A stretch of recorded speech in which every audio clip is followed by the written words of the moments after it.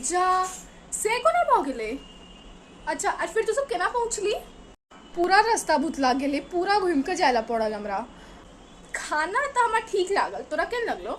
खाना नहीं चले क्या। अभी वापस तुम लोग का कोड लैंग्वेज चालू हो गया। अभी सब लोग साथ में, तभी तो भाई ठीक से बात करो। हम लोग को नहीं समझता मैथिली।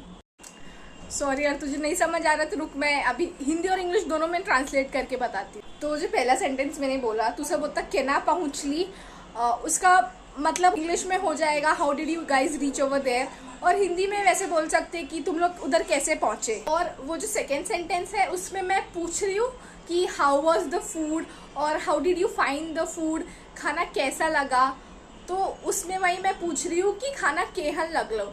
तो केहन को अगर हम लोग ट्रांसलेट करेंगे हिंदी में तो वो हो जाएगा कैसा, और इंग्लिश में हो जाएगा हाउ। तो इंग्लिश में तो बस एक ही वर्ड यूज होता है हाउ, लेकिन मैथिली में दो वर्ड यूज होते हैं उसी हाउ के जगह पे, केना और केहन। तो केना का यूज होता है जब सेंटेंस में एक्शन भी हो और कुछ क्वेश्चन भी पूछा जाए।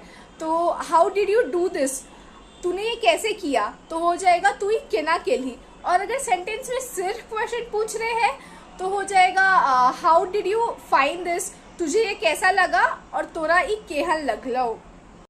तो हिंदी में जहाँ कैसे यूज होता है वही मैथिली में केना यूज होता है ना।